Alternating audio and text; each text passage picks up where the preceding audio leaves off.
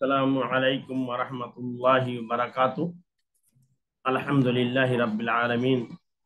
والصلاة والسلام علی نبینا محمد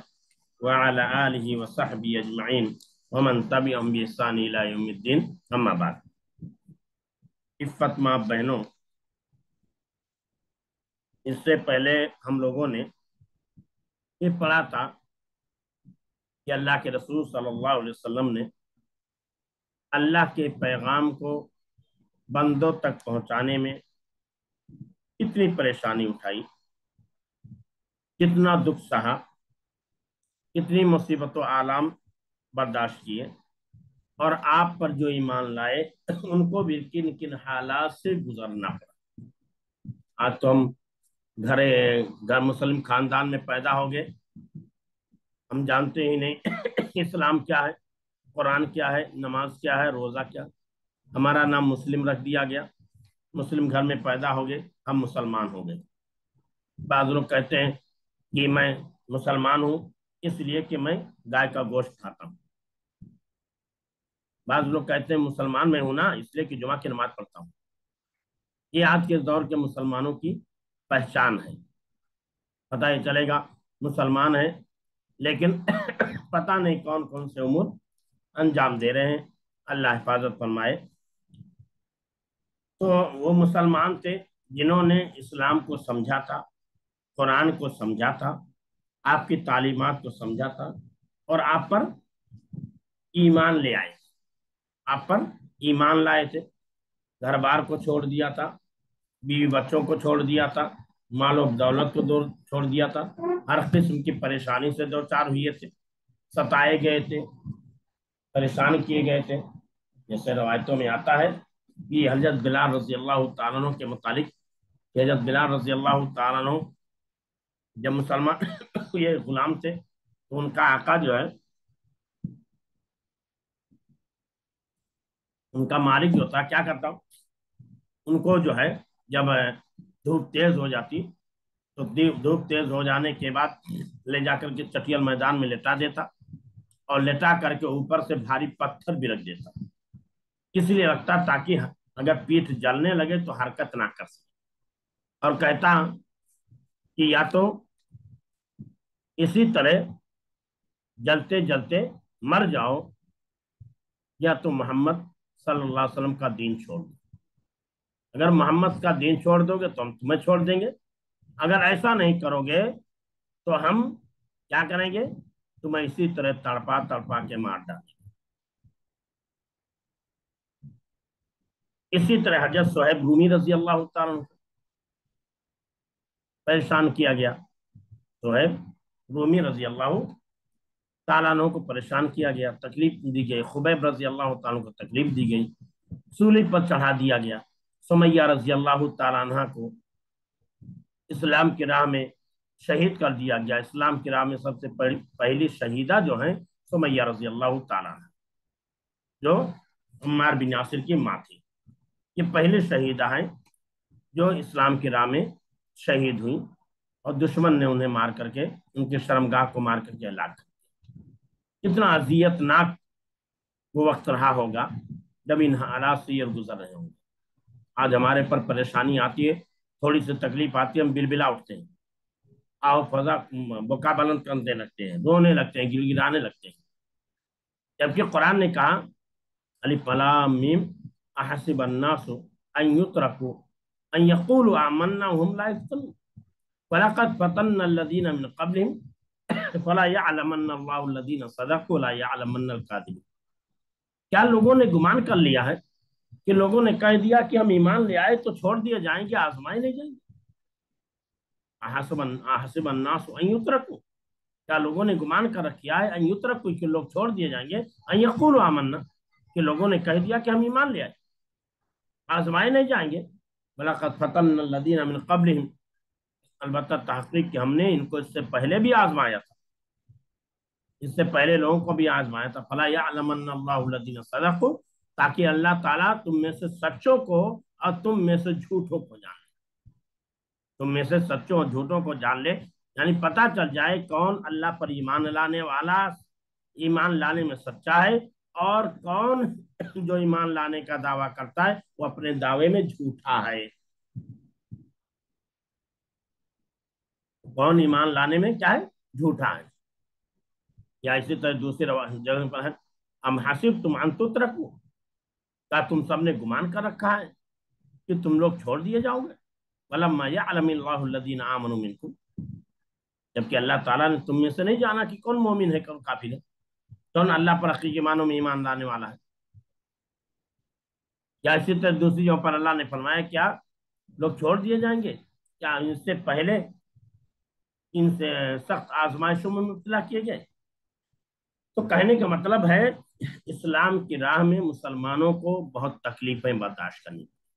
अल्लाह के रसूल सल्लल्लाहु अलैहि वसल्लम को बड़ी तकलीफें बर्दाश्त करनी पड़ी। तब जाकर के इस्लाम दुनिया में फैला और इस्लाम हम तक पहुंचा, इस्लाम हम तक पहुंचा। तो इसीलिए कहा कि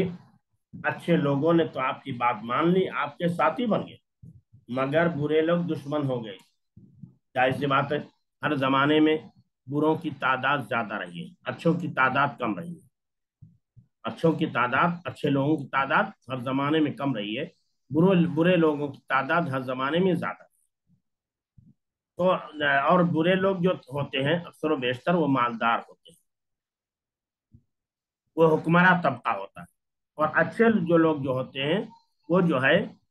जो तबका होता है रियाया तबका होता है, गरीब तबके से ताल्लुक रखता है। आप अल्लाह के रसूल सल्लल्लाहु अलैहि वसल्लम की जिंदगी पे, आपके मक्का वालों की जिंदगी पे हालात, जिंदगी के हालात पे नजर डाल लीजिए, हजरत मूसा अलैहिस्सलाम की जिंदगी के हालात पे नजर डाल लीजिए, दीगर अंबिया किराम की जिंदगी के हालात पर नजर डाल लीजिए, तो आपको यही नजर आएगा कि जो ईमान लाने वाले होते हैं वो कमजोर तबके से,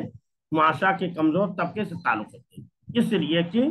वो दबाए होते हैं, सताए गए होते हैं, उन्हें अमन की तलाश होती है, उन्हें सुकून की तलाश होती है, उन्हें अपना हक मिलने की तलाश होती है। इसलिए जब कोई उनका हम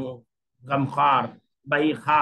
बन के खड़ा हो जाता है तो फौरन वो उसकी बात को मान ले। तो हर जमाने में यही हुआ है। फिर कहा कि हमारे रसूल सल्लल्लाहु अलैहि वसल्लम उनके सच्चे साथी सब सब दुख दर्द सहते रहे, आखिर अल्लाह की मदद है। यानी इदा जा नसरुल्लाहि वल फतह वराइत अन्नास यदखुलून फी दीनिल्लाहि अफवाज, जब अल्लाह की मदद आएगी, क्या बताया, इदा जा नसरुल्लाह,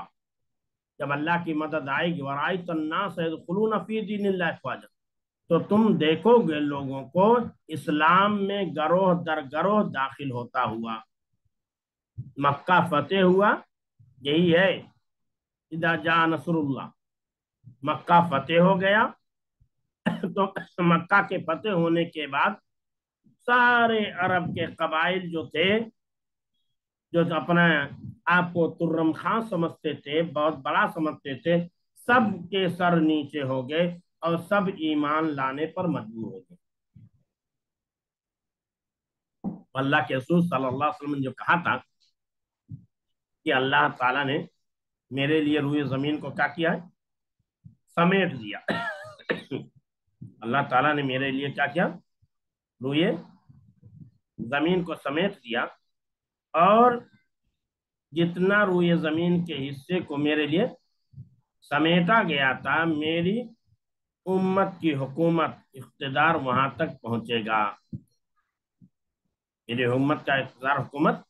वहां तक पहुंचेगा। जैसे हदीस है ना, इन अल्लाह जवा लियल अर्द, बेशक मेरे लिए जमीन को समेट दिया गया। फराई तो मशारिकहा व मगारिबहा, तो मैंने जमीन के मशरिक व मगरिब को देखा।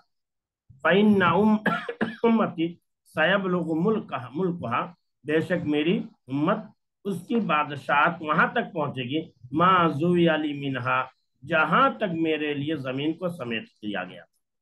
जहां तक मेरे लिए जमीन को समेट दिया गया था। रसूल ने क्या कहा, वऊतीतुल कंज़ैन अल अहमर वल अबियद, और तुम्हें दो खजाने दिए जाएंगे, एक सुर्ख और एक सफेद। वही साल तो रब्बी ले उम्मती अल्लाह यूहले कहा बेसनतिन आम, ये दूसरी चीज आ गई। क्या दूसरी रवायतों में यह है कि میری حکومت کی حکومت وہاں تک پہنچے گی عزت دار کے کوئی کچا مکہ پکا مکان نہیں بچے گا مگر وہاں اسلام داخل ہوگا، اسلام داخل ہو، کوئی کچا پکا مکان نہیں بچے گا مگر وہاں اسلام کیا ہوگا، داخل ہوگا، اسلام کی تعلیمات وہاں پہنچیں گی، چاہے عزت کوئی آدمی عزت سے مان لے تو عزت کے ساتھ اور کوئی نہ مانے تو ذلت کے ساتھ، لیکن وہاں تک اسلام کی تعلیمات پہنچیں گی اور زمین کا کوئی حصہ باقی نہیں رہے گا جہاں تک میری تعلیمات نہ پہنچے۔ اس لیے اللہ نے لا یبقى علی ظہر الارض ارض بیت مدر ولا وبر،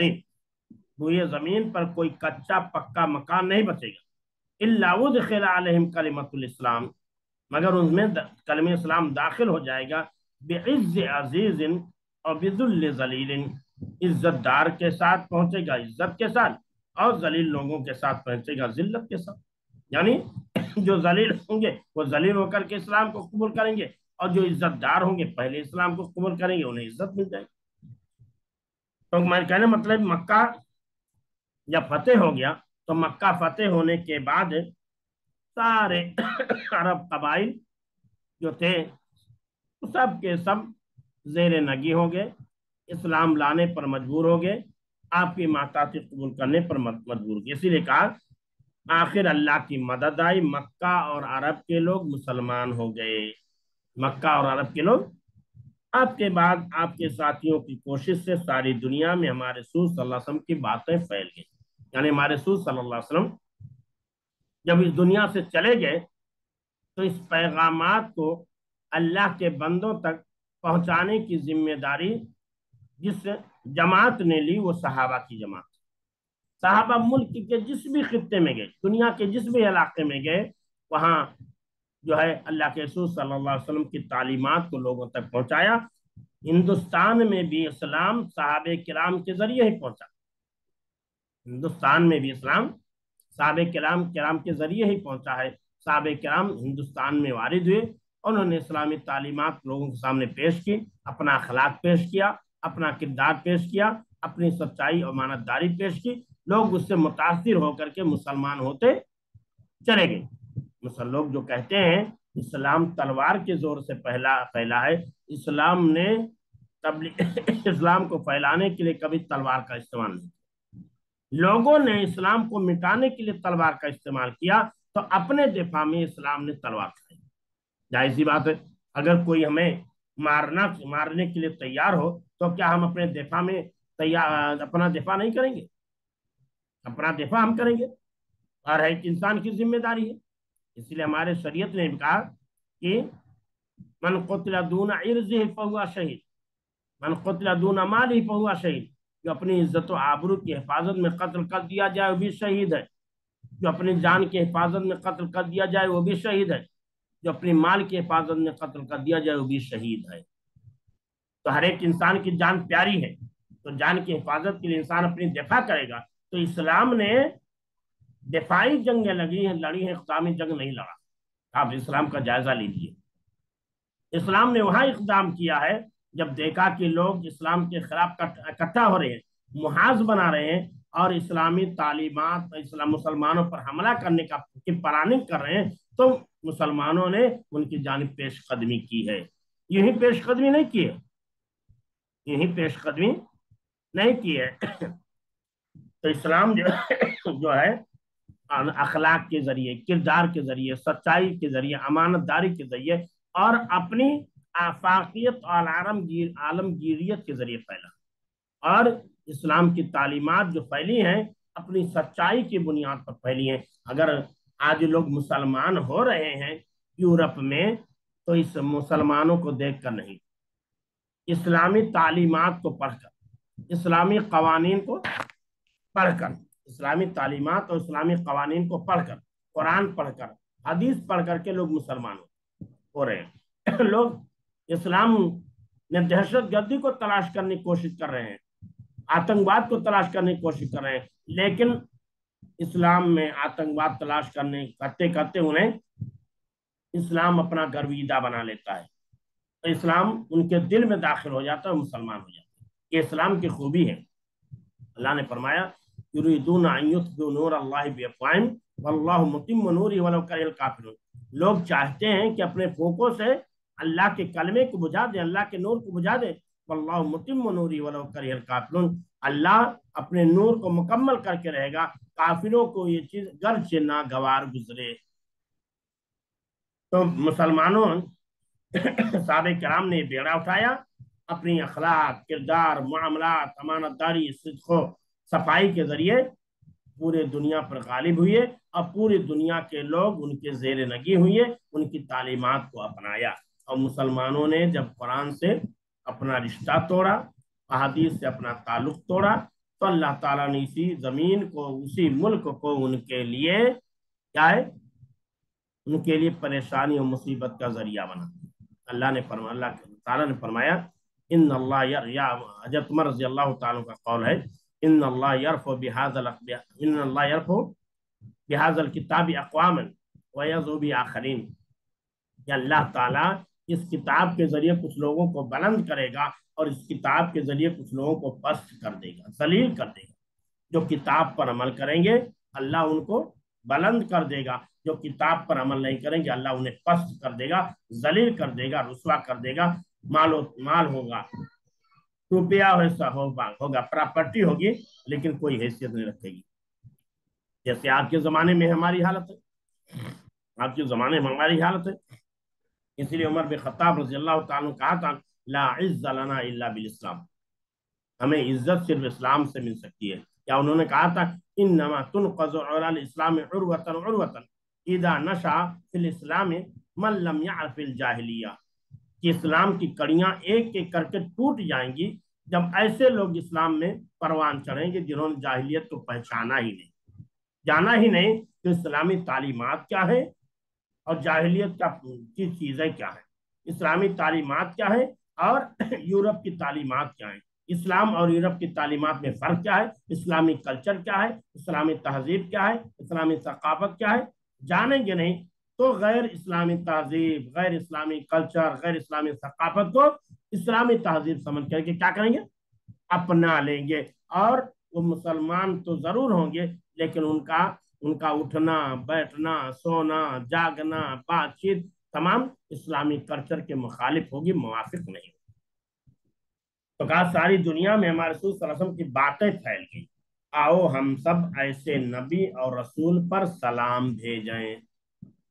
وہ علم و حکمت سکھانے والا، یہ شعر ہے، وہ علم و حکمت سکھانے والا، وہ سیدھا راستہ بتانے والا، خدا کا فرمان لانے والا، وہ شرک و بدعت مٹانے والا، درود اس پر، سلام اس پر۔ کیا بتایا؟ وہ علم و حکمت سکھانے والا، یعنی اللہ نے فرمایا لقد من اللہ علی المؤمنین اذ بعث فیہم رسولا من انفسہم یتلو علیہم آیاتہ ویزکیہم ویعلمہم الکتاب والحکمہ، ویعلمہم الکتاب والحکمہ، یہ نبی جو ہے ان پر قرآن کی آیتیں پڑھتا ہے اور انہیں علم و حکمت کی باتیں سکھلاتا ہے،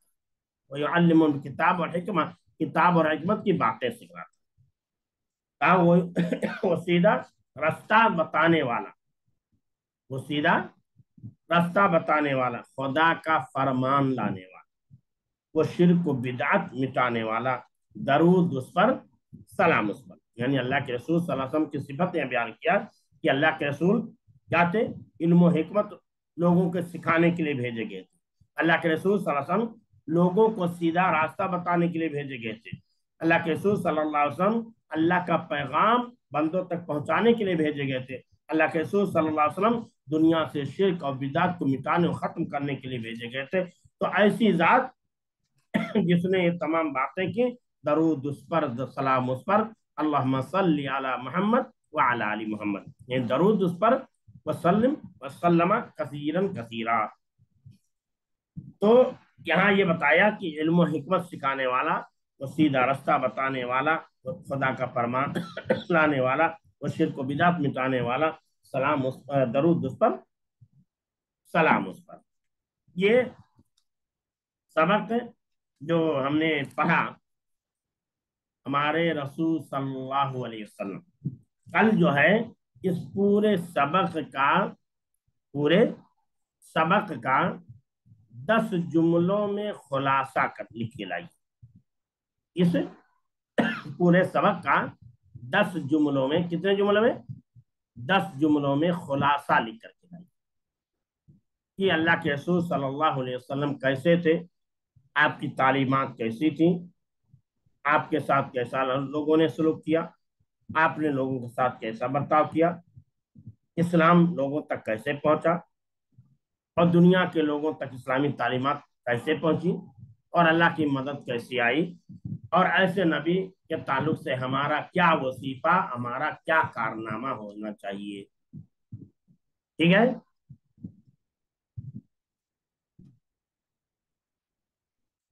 میرے خیال سے بات سمجھ میں آ گئی ہوگی. اگر کوئی اشکال ہے تو بتائیے. ہاں، 10 جملوں میں خلاصہ لکھنا اپنے الفاظ میں آپ لکھیے. مقصد یہ ہے کہ تاکہ آپ کو جو ہے اس طرح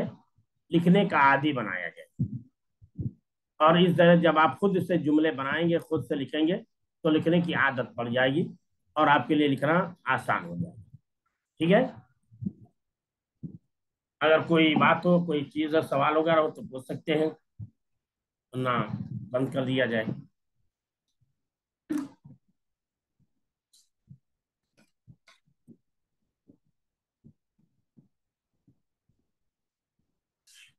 چلیے. اچھا.